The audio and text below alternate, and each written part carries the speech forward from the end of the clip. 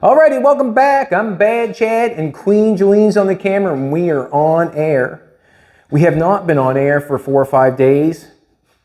What happens when your dream finally comes true, only to be ripped away by something no one could have predicted? Bad Chad Customs wasn't just another TV show. It was a lifeline for two people who turned scrap metal into magic and a small-town garage into a global spotlight. But behind the custom builds and roaring engines was a story no one saw coming. It begins with a whisper in the gears, an unanswered question that tugs at you before you even know what it is, and that's the hook that makes you stay. You can almost feel the emptiness in a moment that's missing, a blank on the map of Chad Hiltz's life, and you're already leaning closer. Chad, a self-taught craftsman from Nova Scotia, built his name not on fame but on dusty hands and a stubborn refusal to let history die. His nickname, Bad Chad, wasn't about mischief. It was a badge of honor born from the grit of Highway 358 and the raw roar of old engines. When he first wrenched open the hood of a rusted relic, it wasn't just metal he pulled out, it was a story. You sense that, and it hooks you deeper. At first it was a modest workshop in Canning, Nova Scotia, a place where Chad and his partner, Jolene McIntyre, resurrected cars nobody else would touch. They treated each vehicle like a time capsule, each bolt and dent a memory. That's what caught the attention of Discovery. In 2019, the network took a gamble, bringing them onto screens across North America, and the gamble paid off. The duo's authenticity wasn't just refreshing, it was electric. Viewers tuned in not just for the builds, but for the heartbeat behind them. From the opening scene, the show broke the mold. No glitz, no drill sergeant host. Instead, viewers met Chad and Jolene at the workbench. Grease-stained, determined, vulnerable. They didn't just restore cars, they unearthed stories. And that's what hooked you again and again. Take the 1969 Camaro. It wasn't just a rebuild, it was a resurrection that felt sacred. Chad's hands, scarred and steady, molded metal as if he were shaping memory. Volunteers and fans watched the reveal and didn't just say, "Wow, that's a classic." They whispered, "That's Hope Reborn." That emotional pull wasn't planned, it was earned. Just when you think it's all heavy metal and heart, a barn-find pickup shows up, caked in decades of rust, forgotten by every calendar. Chad and Jolene strip it down, whispering about weathered summers and family road trips. The narrative veers from torque wrenches to nostalgia and a heartbeat, and you don't just watch, you feel. Jolene often stands beside Chad, her gaze even steadier, as if she's anchoring both him and the story. Under that spotlight, you get the sense there's more to their connection. They share laughter over engine parts and exhaustion as dawn breaks. There's no forced romance. Instead, there's a quiet bond, built in silence, grease, and shared dreams. Viewers fell in love fast. Clips of Chad's garage, torches flaring, engines fired up, flooded social feeds. Comments soared. "This isn't just a car show, it's therapy," someone wrote on Reddit, echoing what many felt. Experts agreed. According to one auto podcast host, Bad Chad Customs redefined restoration TV, injecting emotional storytelling into every weld and paint stroke. That fresh insight from the web made sense on screen. By the end of Season 1, Bad Chad Customs wasn't just a televised workshop, it was a movement. Merchandise popped up, car clubs organized meetups around builds, and forum threads debated Chad's design choices late into the night. It was cinematic, nostalgic, and quickly became a cultural touchstone. But there's always a crack in every polished chassis. As Discovery's cameras rolled more, pressure mounted. Longer shoots, tighter deadlines, bigger spectacles were demanded. One insider hinted that Chad felt the heart was being replaced by hype. That tension, you can almost hear it in the sound of an engine under strain. Even so, the builds kept their emotional gravity. The 1955 Chevrolet Bear, shiny and reborn under Chad's watchful eye, felt like a warm embrace from the past. Then came the 1972 Pontiac Firebird, its aggressive lines sharpened and its roar tempered for today. Each build was a love letter to automotive history, but viewers were starting to whisper, is the soul starting to slip? That unspoken concern became louder after the 1963 Ford Galaxy episode. It was a bold choice, a full-size cruiser redesigned for modern roads. On screen it gleamed, but fans noticed something else. A collage of clipped lines in Chad's speech, a few too many fast cuts. One YouTube creator noted, it looked flawless but felt distant. That critique hit home. Mechanically perfect, emotionally fraying. Fans began to speculate. Social chatter bubbled with theories. Creative burnout, network interference, even burnout in the workshop. Rumors suggest Chad and the production team clashed over creative control. Some fans nodded in agreement when Chad posted quiet sunset snaps from coastal Nova Scotia, hinting he needed to breathe again. Could this be the calm before the storm? That calm didn't last. Whispers turned into headlines. A viral video surfaced titled, "The Real Reason Bad Chad Customs Ended," claiming the show unraveled under its own success. Another clip trending on YouTube spoke of dramatic conflict between Chad and the network near the show's end. Headlines asked, was this the end of something great? And then it ended. Smooth, abrupt, without ceremony. Credits rolled, social media mourned. The workshop fell silent under the spotlight. But what ended wasn't just a show, it was something much deeper. A community, a dream, a creative heartbeat that had echoed through online forums and living rooms alike.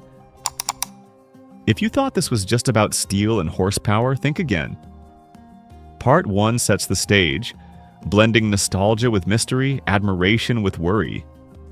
It leaves you wanting more, not just to see more cars, but to understand the man behind them. From the very beginning, every build at Bad Chad Customs told more than a mechanical story. It captured a human heartbeat. Those gleaming cruisers and gritty muscle cars weren't just restorations. They were quiet tributes to resilience, craftsmanship, and unshakable vision. As the episodes unfolded, so did moments that lived between the edits. Fleeting glimpses of laughter after a welding mishap, tension over a part that refused to fit, or that rare, satisfied silence when a wild idea finally worked.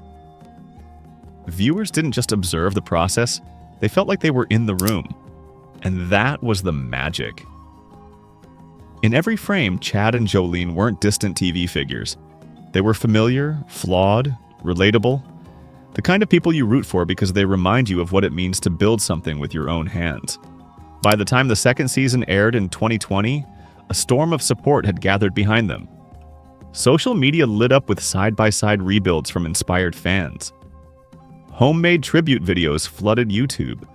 Strangers across continents were stitching together miniature customs in tribute.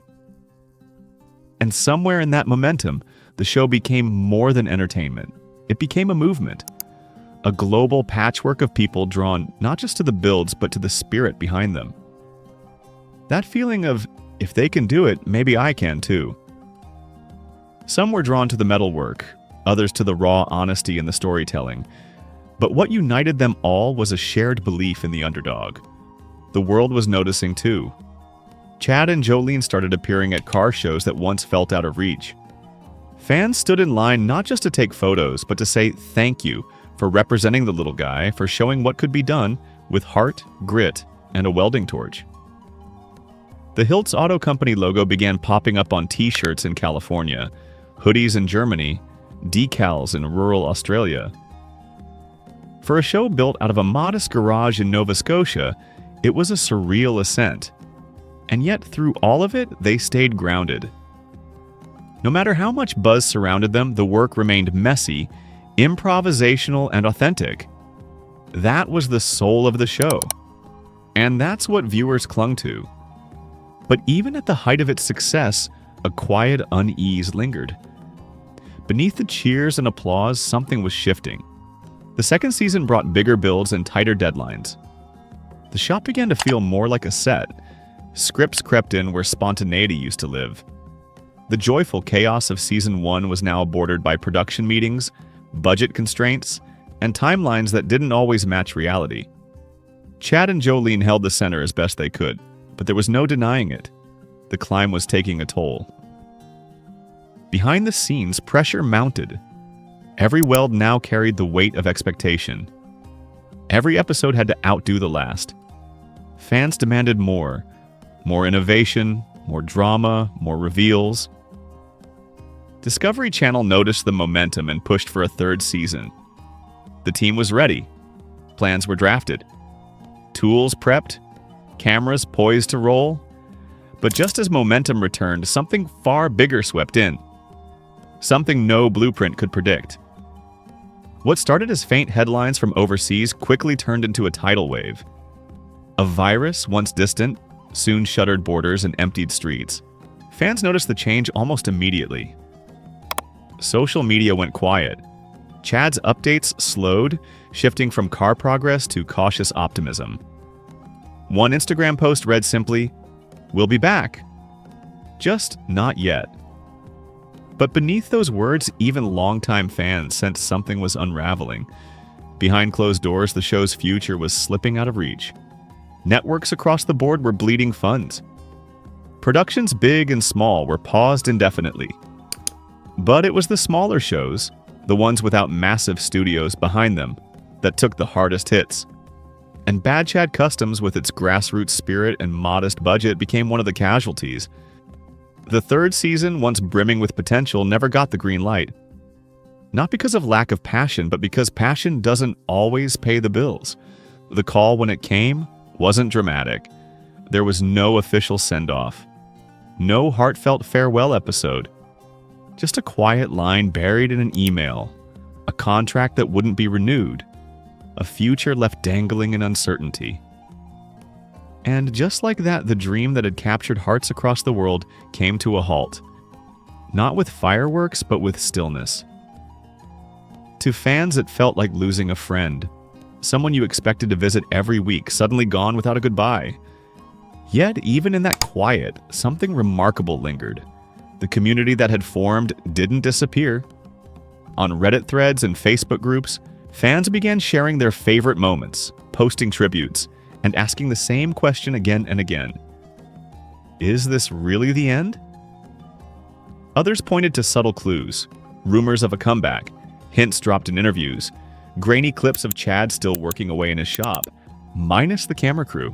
When the cameras finally stopped rolling on Bad Chad Customs, it wasn't just a wrap on a TV show. It was the sudden silencing of something deeply personal.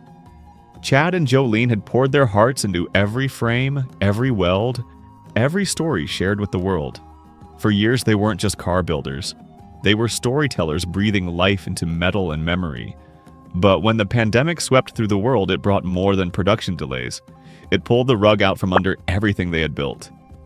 The set didn't just go quiet, it stood still, haunted by a dream left in limbo. At first, there was hope. Maybe it was a pause, a temporary freeze until the world found its balance again.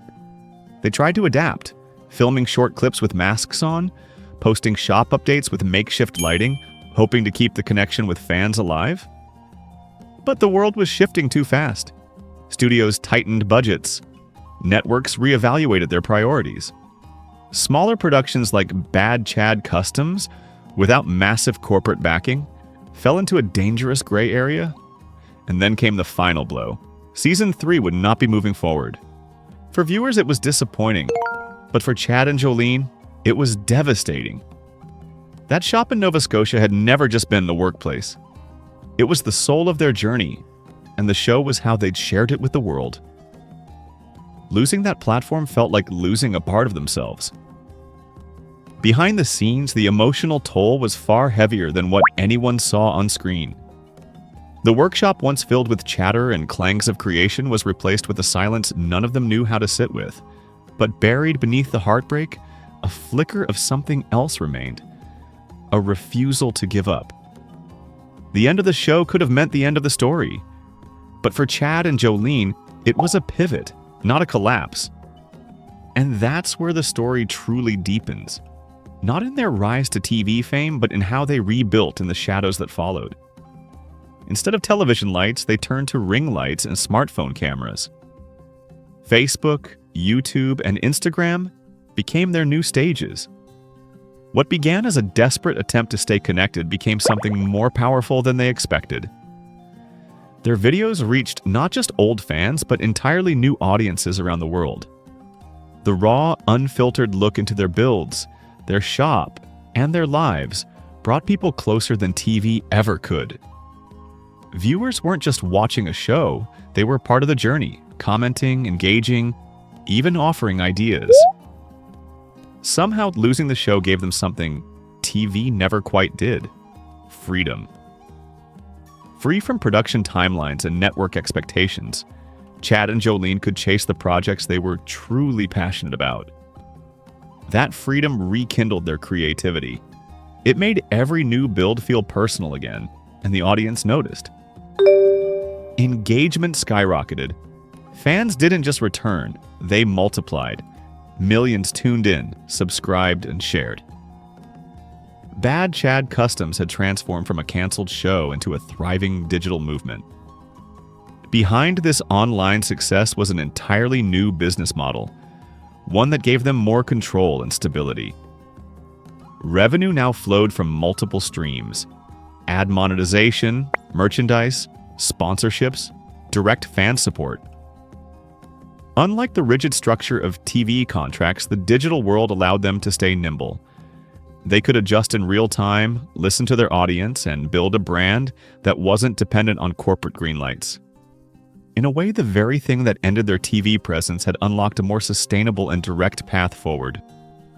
Chad's shop on Highway 358, once known mostly to locals, became a global landmark through the lens of social media. Hiltz Auto Company wasn't just a garage anymore, it was a brand, a symbol, a beacon of what passion, grit, and resilience can create. Even in the aftermath of loss, their audience wasn't just viewers now, they were a community, a global circle of fans who showed up for every new post, every new creation, every new chapter. There's a particular kind of strength in starting over, and doing it while the world watches is no small feat. Yet Chad and Jolene made it look like second nature. They didn't just survive the shutdown, they thrived in its wake. Each video, each post, each update was a reminder that creativity doesn't end when a show does. Sometimes it just finds a new stage. Their story, from a humble shop in Nova Scotia to international recognition, mirrors the journey of many creatives who face the unpredictability of fame. It echoes louder when compared to celebrities like Kevin Hart, whose empire spans far beyond stand-up comedy. Known for his resilience and sharp business sense, Hart owns a sprawling car collection that includes a Ferrari 488 GTB, a 1965 Mustang convertible Restomod, and multiple luxury SUVs. He's often seen wearing limited edition Audemars Piguet and Richard Mille watches, each timepiece worth 6 figures or more.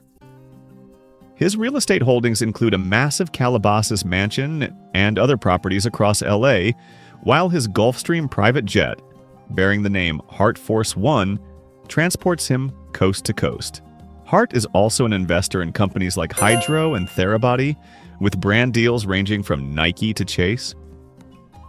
To protect it all, he's rumored to hold one of the industry's most comprehensive insurance portfolios, covering everything from his comedy tours to film productions. The key takeaway from Hart's journey? Diversification and resilience. When one avenue pauses, another opens, but only if you're ready to evolve. That's the lesson Bad Chad Customs delivered in real time. It showed us that the platforms may change, but the passion doesn't have to. The show's spirit of doing more with less, of trusting your vision even when the world doubts it, lives on in every custom build, every video, every fan comment. The glossy polish of TV may have faded, but the heart of the story only shines brighter now. In the end, Bad Chad Customs became more than a show. It became proof that passion doesn't need permission.